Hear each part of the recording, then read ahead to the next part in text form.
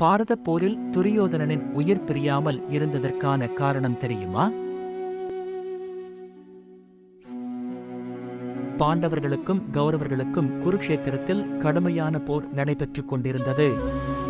இப்போரில் இரு தரப்பிலும் ஏராளமானோர் தங்களது உயிரை விட்டனர்.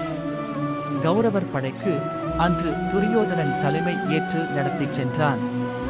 அன்றைய போரில் பகவான் கிருஷ்ணரின் சைகையின்படி துரியோதனனின் தொடையில் அடித்து அவனை சாய்த்தான் பீமன்.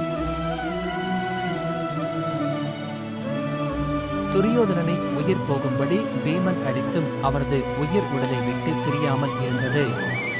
இதற்கான காரணத்தை பகவான் கிருஷ்ணர் தனது ஞான சக்தியால் உணர்ந்து கொண்டார். அதன்படி துரியோதனனின் மனதில் இருந்த 3 கேள்விகள் அவனது உயிரை அவன் உடலை விட்டு பிரியாமல் செய்திருந்தன.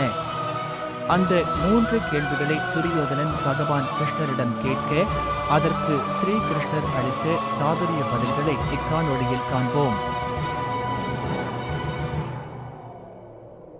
முதற்கேள்வியாக, அஸ்தினாபுரத்தை சுற்றிலும் மதில்களை எழுப்பியிருந்தால் நீங்கள் என்ன செய்திருப்பீர்கள் என துரியோதனன் கேட்டான்.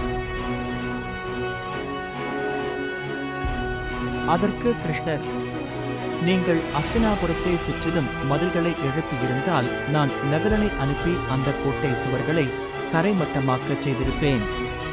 ஏனென்றால் நகுலன் அளவிற்கு வேகமாக குதிரையை செலுத்தக்கூடியவர் யாருமில்லை என்றார்.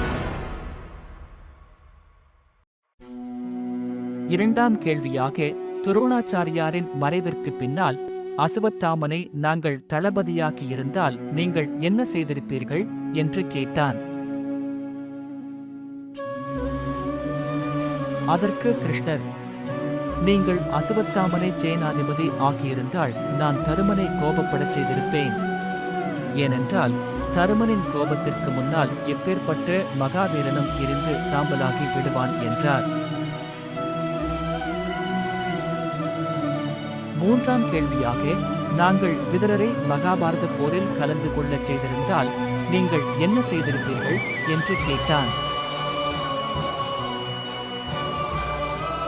அதற்கு கிருஷ்ணர், ஒருவேளை விதுரர் உங்களுக்கு ஆதரவாக போர்க்களத்தில் கலந்திருந்தால் நானே அவருக்கு எதிராக ஆயுதம் ஏந்தி போர்க்களத்தில் இறங்கி இருப்பேன் என்று கூறினார்.